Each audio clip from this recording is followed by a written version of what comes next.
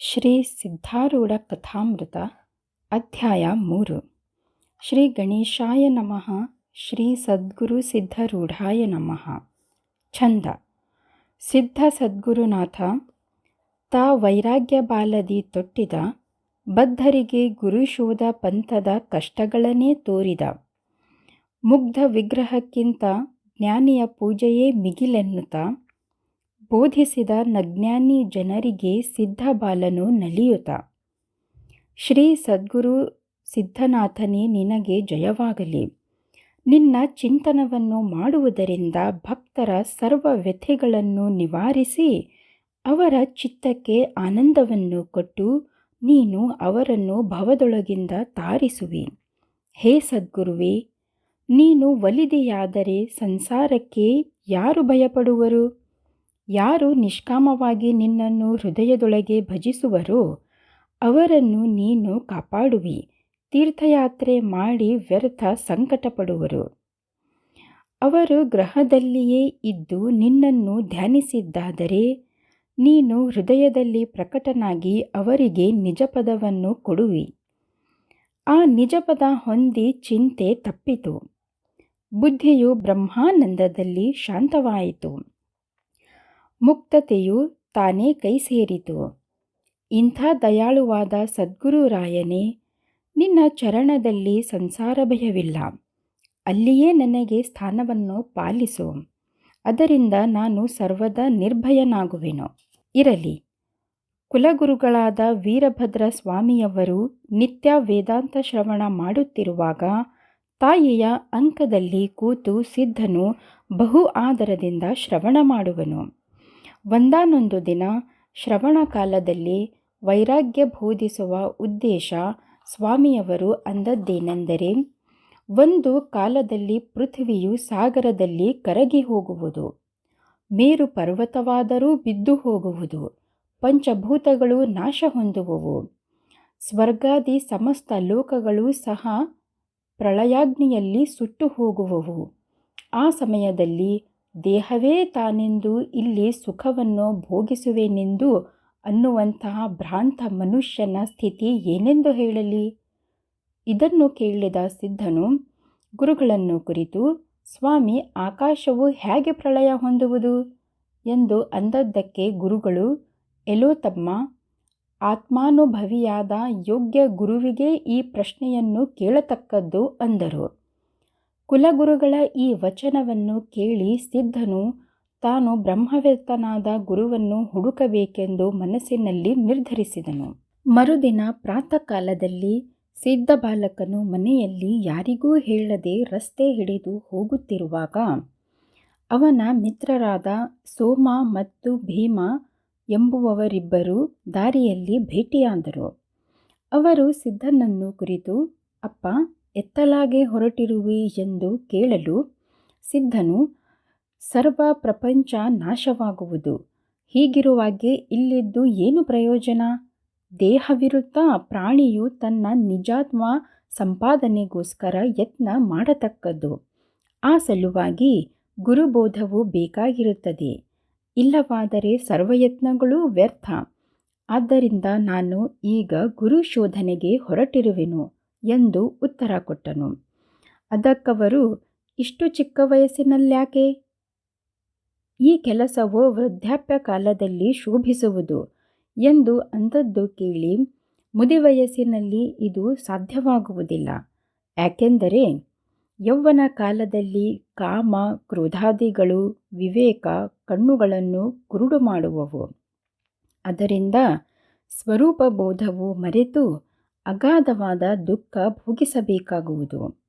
ಯೌವನದಲ್ಲಿ ಭೋಗಿಸಿದ ಭೋಗಗಳ ಸ್ಮೃತಿಯು ವೃದ್ಧಾಪ್ಯ ಕಾಲದಲ್ಲಿ ಉಳಿದು ಜೀವನು ರಾತ್ರಿ ಹಗಲು ಚಿಂತೆಯೊಳಗೆ ಮಗ್ನನಾಗಿದ್ದು ಆತನಿಗೆ ಸದ್ವಿಚಾರವು ಸರ್ವಥಾ ಹುಟ್ಟುವುದಿಲ್ಲ.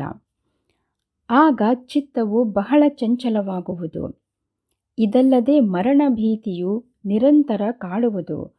ಈ ಪ್ರಕಾರ ಜೀವನು ತಳಮಳಿಸುತ್ತಿದ್ದು ಆತನಿಗೆ ವೇದಾಂತ ಶ್ರವಣವಾದರೂ ನಿರರ್ಥಕವಾಗುವುದು. ಆದ್ದರಿಂದ ಸ್ವಚ್ಛಂದವಿರುವ ಬಾಲ್ಯಸ್ಥಿತಿಯಲ್ಲಿ ಆತ್ಮಜ್ಞಾನಿಯಾದ ಗುರುವನ್ನು ಶೋಧಿಸತಕ್ಕದ್ದು.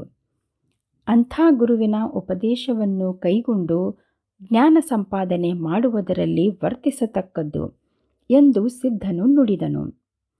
ಬಾಲಕನಾದ ಸಿದ್ಧಮುನಿಯು ಹೀಗಂದ ವಚನವನ್ನು ಕೇಳಿದ ಕೂಡಲೇ ಅವರಿಬ್ಬರ ಚಿತ್ತದೊಳಗೆ ವಿಚಾರ ಪ್ರಕಾಶಿಸಿ ಸಿದ್ಧನನ್ನು ಕುರಿತು, ಹಾಗಾದರೆ ಅಪ್ಪ, ನಿನ್ನ ಸಂಗಡ ನಾವೂ ಬರುವೆವು. ಸದ್ಗುರುವಿಗೆ ಶರಣು ಹೊಕ್ಕು ಆತ್ಮಜ್ಞಾನವನ್ನು ಪ್ರಾಪ್ತ ಮಾಡಿಕೊಂಡು ಮರಳಿ ಮನೆಗೆ ಬಂದು ನಮ್ಮ ನಮ್ಮ ಕಾರ್ಯಗಳಲ್ಲಿ ಉದ್ಯುಕ್ತರಾಗುವೆವು ಎಂದು ಅಂದದ್ದಕ್ಕೆ ಸಿದ್ಧನು ಒಡಂಬಟ್ಟನು. ಮೂವರು ದಾರಿ ನಡೆಯುತ್ತಾ ಒಂದು ಹರದಾರಿ ಮೇಲೆ ಒಂದು ಗ್ರಾಮಕ್ಕೆ ಮುಟ್ಟಿದರು. ಆ ಸಮಯದಲ್ಲಿ ಸೋಮ ಭೀಮರು ಹಸಿವೆಯಿಂದ ಬಹಳ ತಾಪ ಹೊಂದಿದವರಾಗಿ ಸಿದ್ಧನನ್ನು ಕುರಿತು, ಹೇ ಮಿತ್ರನೇ, ನಮಗೆ ಬಹಳ ಹಸಿವೆಯಾಗಿದೆ. ಇಲ್ಲಿ ನಮಗೆ ಯಾರು ಅನ್ನವನ್ನು ಕೊಟ್ಟಾರು ಅಂದದ್ದನ್ನು ಕೇಳಿ ಸಿದ್ಧನು, ದೇಹದ ಚಿಂತೆಯನ್ನು ಮಾಡಬೇಡಿರಿ. ಹೃದಯದಲ್ಲಿ ಅಖಂಡವಾಗಿ ಪರಮಾತ್ಮನ ಧ್ಯಾನವನ್ನು ಮಾಡಿ ಆ ಸುಖಾಮೃತದ ಪಾನವನ್ನು ಮಾಡಿದ್ದಾದರೆ ಜೀವಕ್ಕೆ ಸಮಾಧಾನವಾಗುವುದು. ಇಂಥ ತೃಪ್ತಿಯು ಅನ್ನದಿಂದಾಗದು. ಇದು ತಿಳಿಯದವರು ಅನ್ನ ಬೇಡುವರು. ದೇಹವನ್ನು ಪರಮಾತ್ಮನು ಕೊಟ್ಟಿರುವನಾದ್ದರಿಂದ ಆತನೇ ಅದನ್ನು ರಕ್ಷಿಸಬೇಕು ಎಂದು ಉತ್ತರ ಕೊಟ್ಟನು. ಇದನ್ನು ಕೇಳಿ ಅವರಿಬ್ಬರೆನ್ನುತ್ತಾರೆ, ನಿನ್ನ ಶಾಸ್ತ್ರ ಉತ್ಪತ್ತಿಯನ್ನು ನಾವು ಬಲ್ಲೆವು. ಹಸಿವೆಯಿಂದ ಪ್ರಾಣಿಗಳು ತಳಮಳಿಸುತ್ತಿರುವಾಗ ಅನ್ನದ ಹೊರತು ಮತ್ಯಾರಿಂದಲೂ ನಡೆಯಲಾಗದು. ಇದೇ ಅರ್ಥದಲ್ಲಿ ಪರಾಶರ ಸ್ಮೃತಿಯು ಪ್ರಾಣವು ಅನ್ನಾಧಾರದಿಂದಿರುವುದು ಎಂದು ಅನ್ನುತ್ತದೆ. ಪ್ರಾಣ ತೃಪ್ತಿಯಿಂದ ಮನಸ್ಸಿಗೆ ಶಾಂತಿ, ಅದರಿಂದ ಅದು ಧ್ಯಾನಕ್ಕೆ ಬರುವುದು ಎಂದು ಹೇಳುವುದನ್ನು ಕೇಳಿ ಸಿದ್ಧನು, ಇಷ್ಟು ವಿಚಾರ ತಿಳಿದಿರುವಾಗ ಅನ್ನಕ್ಕೋಸ್ಕರ ಯಾಕೆ ದುಃಖಿಸಬೇಕು? ಸರ್ವ ಜಗತ್ತನ್ನು ಪೋಷಿಸುವಂತಹ ಸರ್ವೇಶ್ವರನಿರುತ್ತಾನೆ. ಅವನೇ ನಿಮಗಾದರೂ ಅನ್ನ ಪೂರೈಸುವನು. ಕ್ಷುಧೆಯು ನಿಮಗೆ ಸ್ವಾಭಾವಿಕವಲ್ಲ. ಮನಸ್ಸು ಹೃದಯ ಕಮಲದ ದಳಗಳ ಪೈಕಿ ಕ್ಷುಧೆಯ ದಳಕ್ಕೆ ಹೋದಾಗೆ ಹಸಿವೆಯಾಗುವುದು. ಆಗ್ಗೆ ಆ ಮನಸ್ಸನ್ನು ಇತರ ದಳಕ್ಕೆ ಹಚ್ಚಬೇಕು. ಅದರಿಂದ ಹಸಿವು ಜಯಿಸಲ್ಪಡುವುದು. ಇದು ಧ್ಯಾನದಿಂದ ಆಗುವುದು. ಇತರ ಉಪಾಯ ನಡೆಯಲಾರವು. ಯಾಕೆಂದರೆ ಧ್ಯಾನದಲ್ಲಿ ಪ್ರಾಣವು ಸ್ತಬ್ಧವಾಗುತ್ತದೆ. ಇದರಿಂದ ಜಠರಾಗ್ನಿಯು ಉದ್ವಿಗ್ನವಾಗುವುದು. ಆಗ ಕ್ಷುಧೆಯು ಶಾಂತವಾಗಿ ಜೀವಕ್ಕೆ ಬಾಧೆಯಾಗುವುದಿಲ್ಲ ಎಂದು ಅಂದನು. ಈ ಪ್ರಕಾರ ಸಿದ್ಧನ ವಚನಾಮೃತವನ್ನು ಕೇಳಿ ಅವರು ಶಾಂತಚಿತ್ತರಾದರು. ಮಾರ್ಗಶ್ರವಣ ಮಾಡಿ ಮುಂದೆ ಒಂದು ಗ್ರಾಮಕ್ಕೆ ಪ್ರಾಪ್ತರಾಗಿ ಮೂವರು ಒಂದು ಬಸವನ ಗುಡಿಯಲ್ಲಿ ಪ್ರವೇಶಿಸಿದರು. ಮಾರ್ಗಾಯಾಸದಿಂದ ಖಿನ್ನರಾಗಿ ಭೀಮ ಸೋಮರಿಬ್ಬರು ಆ ಗುಡಿಯ ಒಂದು ಮೂಲೆಯಲ್ಲಿ ಮಲಗಿಕೊಂಡು ನಿದ್ದೆ ಹೋಗುತ್ತಿದ್ದರು. ಆ ಸಮಯದಲ್ಲಿ ಸಿದ್ಧನು ಸುಂದರವಾದ ಬಸವಣ್ಣನ ಮೂರ್ತಿಯನ್ನು ಕಂಡು ಅದರ ಬೆನ್ನ ಮೇಲೆ ಹತ್ತಿ ಕೂತುಕೊಂಡನು. 7 ವರ್ಷದ ಸಿದ್ಧನ ಮನೋಹರವಾದ ಮೂರ್ತಿಯು ಬಸವಣ್ಣನ ಮೇಲೆ ಶೋಭಿಸುತ್ತಿತ್ತು. ಅದೇ ಸಮಯದಲ್ಲಿ ಪೂಜಾರಿಯು ಬಂದು ಬಸವಣ್ಣನ ಮೇಲೆ ನಗೆಮುಖದಿಂದ ಶಾಂತವಾಗಿ ಕೂತಿರುವ ಸಿದ್ಧನನ್ನು ಕಂಡು ಕ್ರೋಧಿಷ್ಠನಾಗಿ, ಎಲೆ ಮಗನೇ, ನೀನೆಲ್ಲಿಯವ? ಈಗಿಂದೀಗಲೇ ಕೆಳಗಿಳಿ. ನಿನ್ನ ಭಯ ಭಕ್ತಿಯನ್ನು ಎಲ್ಲಿಟ್ಟಿ ಎಂದು ಕೇಳಲು ಸಿದ್ಧನು, ಪರಮಾತ್ಮನಲ್ಲಿ ಇಟ್ಟಿರುವೆನು, ಆದರೆ ನೀನು ಕಲ್ಲಿನಲ್ಲಿಟ್ಟಿರುವೆ ಎಂದು ಹೇಳಿದ್ದನ್ನು ಕೇಳಿ ಅವನ ಬುದ್ಧಿಯು ವಿಚಾರಕ್ಕೆ ಬಿತ್ತು. ಸಿದ್ಧನು ಅವನನ್ನು ನೋಡಿ ನಗುತ್ತಿರುವಾಗ ಆ ಪೂಜಾರಿಯು, ಎಲೈ, ನಿನಗೆ ಪ್ರಾಯಶ್ಚಿತ ಮಾಡುವೆನು ಎಂದು ನುಡಿದು ಗ್ರಾಮದೊಳಗೆ ಹೋದನು.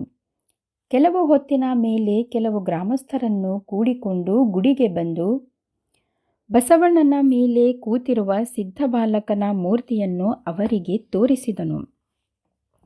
ಅವರು ಸಿದ್ಧನನ್ನು ನೋಡಿ ಸಿಟ್ಟಿಗೆದ್ದು, ಎಲೋ, ನಿನಗೆ ಹೊಡೆದು ಕೆಳಗೆ ಬೀಳಿಸುವೆವು ಎಂದು ಸಮೀಪಕ್ಕೆ ಬಂದರು.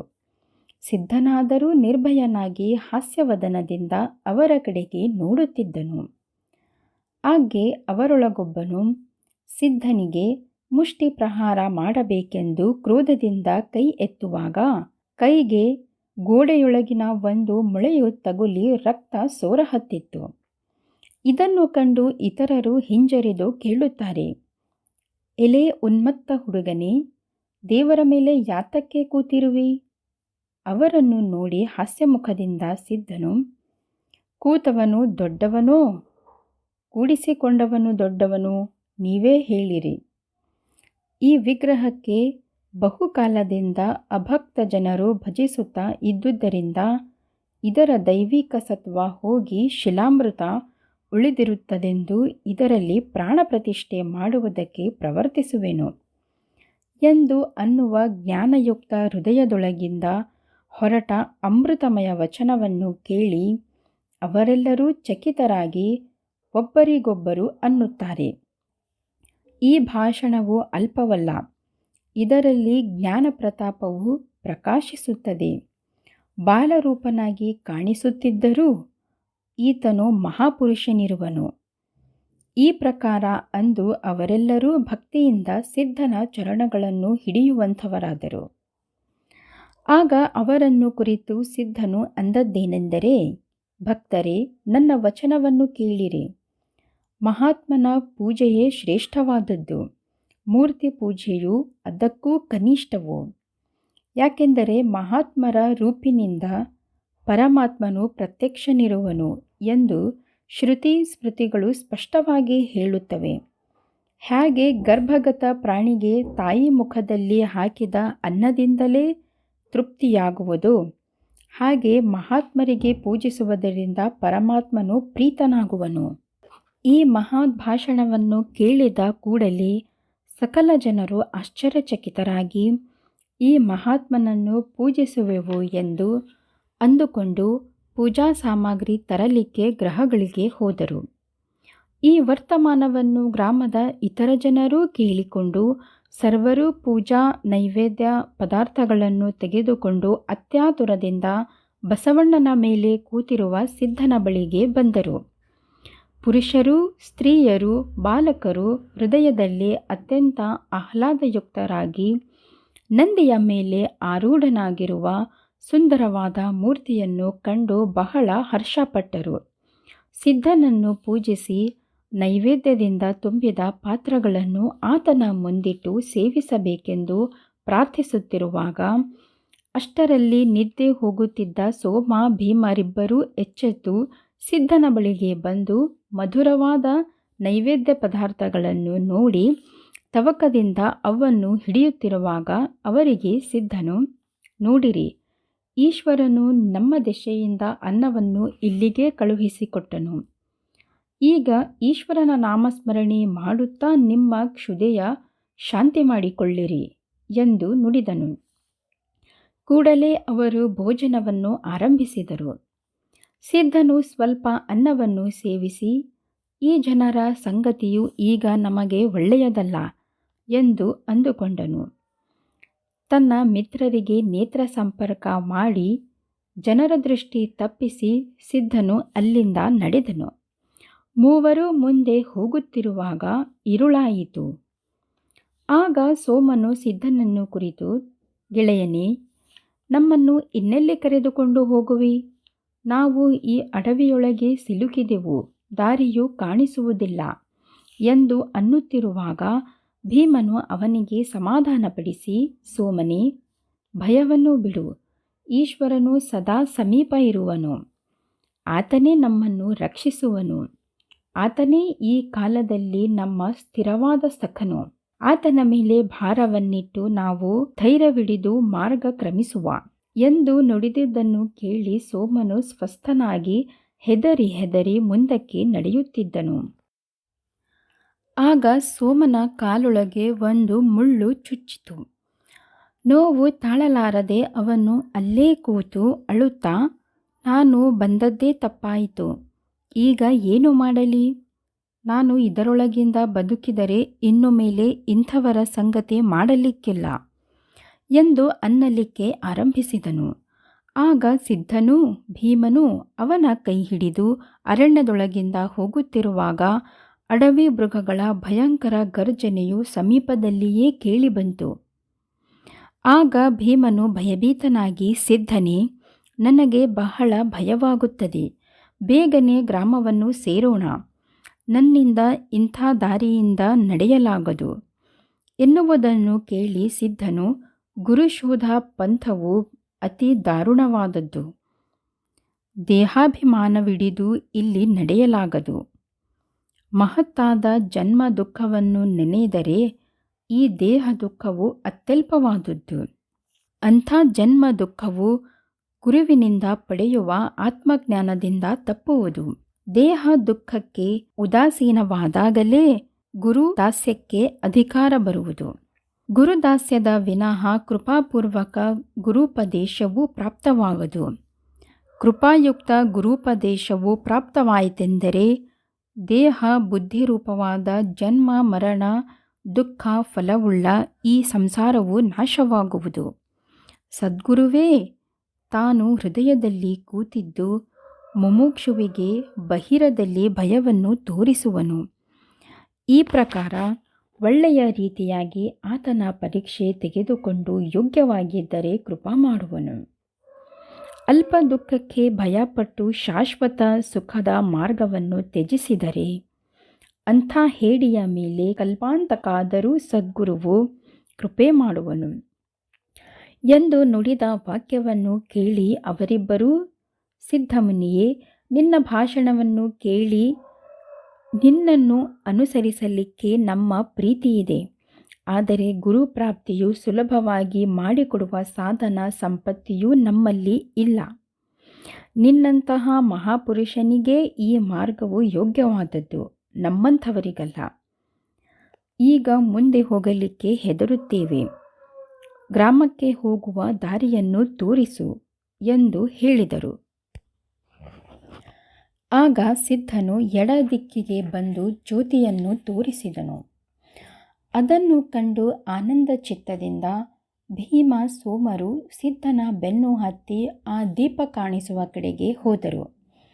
ಆ ಗ್ರಾಮದಲ್ಲಿ ಪ್ರವೇಶಿಸಿ ಒಂದು ಹಾಳು ಬಿದ್ದ ದೇವಾಲಯದೊಳಗೆ ಹೋಗಿ ಬಹಳ ದಣಿದವರಾಗಿ ಮೂವರೂ ಮಲಗಿಕೊಂಡರು.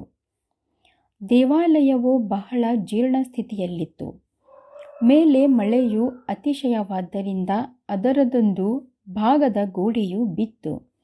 ಇದನ್ನು ಕಂಡು ಗಾಬರಿಯಾಗಿ ಅವರಿಬ್ಬರು, ನಮಗೆಂಥ ದುರ್ದಶೆ ಪ್ರಾಪ್ತವಾಯಿತು, ಸಿದ್ಧನ ಸಂಗ ಹಿಡಿದಿದ್ದಕ್ಕೆ ಹೀಗಾಯಿತು, ನಾವು ಸಾಯುತ್ತೇವೋ ಉಳಿಯುತ್ತೇವೋ ತಿಳಿಯದು ಎಂದು ಅನ್ನುತ್ತಿರುವಾಗ ಸಿದ್ಧನು ಕೇಳಿ ಅವರಿಬ್ಬರನ್ನು ಕುರಿತು, ನಾವು ಸದ್ಗುರುವನ್ನು ಹುಡುಕಲಿಕ್ಕೆ ಹೊರಟಿರುತ್ತೇವೆ. ಈಗ ದೇಹದ ಚಿಂತೆಯು ಎಲ್ಲಿಂದ ಬಂತು? ನೀವು ಗ್ರಾಮದೊಳಗೆ ಹೋಗಬೇಕೆಂತ ಇಚ್ಛಿಸಿದ್ದೀರಿ. ಆದರೆ ಗ್ರಾಮದೊಳಗೆ ಬಂದರೂ ದುಃಖ ಹಾಗೆಯೇ ಇದೆ. ಲೋಕದಲ್ಲಿ ಇಚ್ಛಿತ ಯಾವುದೊಂದು ವಿಷಯ ಸಿಕ್ಕರೂ ದುಃಖವು ಮತ್ತೆ ಉಳಿಯುವುದು. ಯಾಕೆಂದರೆ ಒಂದು ಇಚ್ಛಿತ ವಿಷಯ ಪ್ರಾಪ್ತವಾದ ಕೂಡಲೇ ಮನಸ್ಸು ಅದನ್ನು ಬಿಟ್ಟು ಬೇರೊಂದು ಇಚ್ಛಿಸುವುದು. ಆದ್ದರಿಂದ ಜಾಣನಾದವನು ಹೇಗಾದರೂ ಉಪಾಯದಿಂದ ಮನಸ್ಸನ್ನೇ ನಿಗ್ರಹಿಸಬೇಕು ಎಂದು ನುಡಿದನು. ಇಷ್ಟರೊಳಗೆ ಮಳೆಯು ನಿಂತಿತು. ಆಗ ಭೀಮ, ಸೋಮ ಇಬ್ಬರಿಗೂ ಹಸಿವೆಯಾಯಿತು. ಈಗ ಸಿದ್ಧನು ಮಲಗಿಕೊಂಡಿರುವಾಗಲೇ ನಾವು ಭಿಕ್ಷೆಗೆ ಹೋಗೋಣ ಎಂದು ಅವರು ಒಬ್ಬರಿಗೊಬ್ಬರು ಅಂದುಕೊಂಡು ಇಬ್ಬರೂ ಗ್ರಾಮದೊಳಗೆ ಹೋದರು. ಒಬ್ಬ ಗೃಹಸ್ಥನ ಮನೆಗೆ ಹೋಗಿ ನಿಂತಾಕ್ಷಣ ಆತನು ಒಳಗಿಂದ ಬಂದು ಇವರನ್ನು ನೋಡಿ, ಇವರು ಕಳ್ಳರಿರುವರು. ಮೊನ್ನೆ ನಮ್ಮ ಉತ್ತಮವಾದ ಎಮ್ಮೆಯನ್ನು ಇವರೇ ನಿಶ್ಚಯವಾಗಿ ಕಳುವು ಮಾಡಿದರು. ಈಗ ಪಾಳತಿ ನೋಡಲಿಕ್ಕೆ ಸಾಧುಗಳಂತೆ ಪುನಃ ಬಂದಿದ್ದಾರೆ ಎಂದು ಅಂದದ್ದು ಕೇಳಿ ಇಬ್ಬರೂ, ಒಡೆಯರೇ, ನಾವು ಕಳ್ಳರಲ್ಲ, ಈಗಲೇ ನಾವು ಈ ಗ್ರಾಮಕ್ಕೆ ಬಂದೆವು, ನಮಗೆ ಹಸಿವೆಯಾಗಿದೆ ಎಂದು ಭಿಕ್ಷೆ ಬೇಡಲಿಕ್ಕೆ ಬಂದಿರುತ್ತೇವೆ. ಸ್ವಾಮಿ, ನಮ್ಮ ಮೇಲೆ ಕೃಪೆ ಮಾಡಬೇಕು ಎಂದು ದೀನಭಾವದಿಂದ ನುಡಿದರು. ಆ ಗೃಹಸ್ಥನು ಅಧಿಕ ಸಿಟ್ಟಿಗೆದ್ದು, ನಿಮಗೆ ಈಗಲೇ ಕಪಾಳ ಭಿಕ್ಷೆಯನ್ನು ಕೊಡುವೆನು, ನಿಲ್ಲಿರಿ ನಿಲ್ಲಿರಿ ಎಂದು ಅಂದದ್ದು ಕೇಳಿ ಇಬ್ಬರೂ ಓಡಲಾರಂಭಿಸಿದರು. ದಾರಿಯಲ್ಲಿ ಗಸ್ತಿಯ ಸಿಪಾಯಿಯರು ಅವರನ್ನು ಹಿಡಿದು, ನೀವು ಯಾರು? ರಾತ್ರಿ ಹೊತ್ತಿನಲ್ಲಿ ಹೀಗೆ ಅಡ್ಡಾಡಬೇಡಿರಿ. ಆ ಹಾಳಗುಡಿಗೆ ಹೋಗಿ ರಾತ್ರಿ ಕಳೆದು ನಾಳೆ ಮುಂಜಾನೆ ಗ್ರಾಮ ಬಿಟ್ಟು ಹೋಗಿರಿ ಎಂದು ಹೇಳಿ ಅವರನ್ನು ತಿರುಗಿಸಿಬಿಟ್ಟರು. ಮನಸ್ಸಿನಲ್ಲಿ ಬಹು ದುಃಖಿತರಾಗಿ ಅದೇ ಗುಡಿಗೆ ಮರಳಿ ಬಂದು ನೋಡಿದರೆ ಸಿದ್ಧನು ಆನಂದದಿಂದ ಕೂತಿರುವುದನ್ನು ಕಂಡರು. ಇವರನ್ನು ಕಂಡು ಆತನು, ನೀವು ಈಶ್ವರನ ಮೇಲೆ ಭಾರ ಇಡದೆ ಭಿಕ್ಷೆ ದೆಸೆಯಿಂದ ಗ್ರಾಮದೊಳಗೆ ಹೋದಿರಿ. ನಾನಾದರೂ ಶಿವಧನ ತತ್ಪರನಾಗಿ ಇಲ್ಲೇ ಕೂತಿರುವೆನು. ಅರ್ಚಕನು ಬಂದು ದೇವರಿಗೆ ನೈವೇದ್ಯ ತೋರಿಸಿ ಅನ್ನದ ಪಾತ್ರೆಯನ್ನು ನನ್ನ ಮುಂದಿಟ್ಟನು. ಆದರೆ ನೀವು ಬಹಳ ಹಸಿದಿರುವಿರಿ. ಊರೊಳಗೆ ಭಿಕ್ಷೆ ಸಿಗದೆ ನೀವು ಮರಳಿ ಬರುವಿರೆಂದು ನಾನು ತಿಳಿದು ನಿಮ್ಮ ಸಲುವಾಗಿ ಈ ಅನ್ನವನ್ನು ಇಟ್ಟಿರುತ್ತೇನೆ ಎಂದು ಅಂದದ್ದು ಕೇಳಿ ಅವರಿಬ್ಬರೂ, ತ್ರಾಹಿ ತ್ರಾಹಿ, ದಯಾಳು ದೇವರನ್ನು ಮರೆತ ನಮ್ಮ ಜೀವತ್ವವು ವ್ಯರ್ಥ ಎಂದಂದುಕೊಂಡರು. ಅನಂತರ ಮೂವರೂ ಕೂತು ಆನಂದದಿಂದ ಭೋಜನ ಮಾಡಿ ಅಲ್ಲೇ ರಾತ್ರಿಯನ್ನು ಕಳೆದರು. ಮರುದಿನ ಮುಂಜಾನೆ ಎದ್ದು ಭೀಮ ಸೋಮರಿಬ್ಬರು ಸಿದ್ಧನನ್ನು ಕುರಿತು, ಹೇ ಸಿದ್ಧನಾಥನೇ, ನಾವು ಪಾಮರರಿದ್ದೇವೆ. ನಮಗೆ ಮನಸ್ಸಿನ ನಿರ್ಧಾರವು ನಿಲ್ಲದು. ದುರ್ಧರವಾದ ಗುರುಶೋಧದ ಮಾರ್ಗದಲ್ಲಿ ನಾವು ನಡೆಯಲಾರೆವು. ನಮಗೆ ಹೊತ್ತಿಗೆ ಅನ್ನವನ್ನು ಪೂರೈಸುತ್ತಿದ್ದ ನಮ್ಮ ತಾಯಿ ತಂದೆಗಳು ಮನೆಯಲ್ಲಿ ನಮ್ಮನ್ನು ನೆನೆಯುವರು ಎಂದು ಬಹು ಕಾಕುಲತೆಯಿಂದ ನುಡಿದದ್ದನ್ನು ಕೇಳಿ ಸಿದ್ಧನು, ಈ ಪವಿತ್ರವಾದ ಗುರುಮಾರ್ಗವನ್ನು ಹಿಡಿದವರು ಬಹು ದುಃಖವನ್ನು ಸಹಿಸಬೇಕಾಗುವುದು. ದೇಹಾಭಿಮಾನಿಗಳಿಗೆ ಇದು ದುರ್ಧರವಾದದ್ದು. ನಿಮಗಿಲ್ಲಿ ಅಂಧಕಾರವಿಲ್ಲ. ನೀವು ಈಗ ಮನೆಗೆ ಹೋಗಿ ಸುಖದಿಂದ ಸಂಸಾರದೊಳಗಿದ್ದು ಅಂತರದಲ್ಲಿ ಈಶ್ವರನನ್ನು ಪ್ರೇಮದಿಂದ ಭಜಿಸತಕ್ಕದ್ದು. ಆಮೇಲೆ ನೀವು ಅಧಿಕಾರಿಗಳಾಗುವಿರಿ ಎಂದು ನುಡಿದನು. ಈ ಪ್ರಕಾರ ಸಿದ್ಧಮುನಿಯ ಕೃಪಾವಚನವನ್ನು ಕೇಳಿ ಭೀಮ ಸೋಮರಿಬ್ಬರು ಸಿದ್ಧನಿಗೆ ನಮಿಸಿ ತಮ್ಮ ಗ್ರಾಮಕ್ಕೆ ಹೊರಟರು. ಸಿದ್ಧನಾಥನು, ನಿಮ್ಮ ವೃತ್ತಿಯು ಗುರುಸೇವೆಯಲ್ಲಿ ನಿರತವಾಗಿ ನಿಮ್ಮ ಇಚ್ಛಿತಾರ್ಥವು ಸಫಲವಾಗಲಿ ಎಂದು ಆಶೀರ್ವದಿಸಿ ಅಲ್ಲಿಂದ ಗುರುಗಳನ್ನು ಶೋಧಿಸುವುದಕ್ಕೆ ಮುಂದಕ್ಕೆ ಹೊರಟನು. ಎಂಬಲ್ಲಿಗೆ ಶ್ರೀ ಸಿದ್ಧಾರೂಢ ಕಥಾಮೃತದಳು ಶ್ರವಣ ಮಾತ್ರದಿಂದ ಸಕಲ ಪಾಪಗಳನ್ನು ಭಸ್ಮ ಮಾಡುವಂತಹ ಈ 3ನೇ ಅಧ್ಯಾಯವನ್ನು ಶ್ರೀ ಸಿದ್ಧಾರೂಢ ಗುರುಗಳ ಚರಣವಿಂದಗಳಲ್ಲಿ ಶಿವದಾಸನು ಅರ್ಪಿಸಿರುವನು. ಇಲ್ಲಿಗೆ 3ನೇ ಅಧ್ಯಾಯ ಮುಕ್ತಾಯವಾಯಿತು. ಶ್ರೀ ಜಗದ್ಗುರು ಸಿದ್ಧಾರೂಢ ಸ್ವಾಮಿ ಮಹಾರಾಜ್ ಕಿ ಜೈ.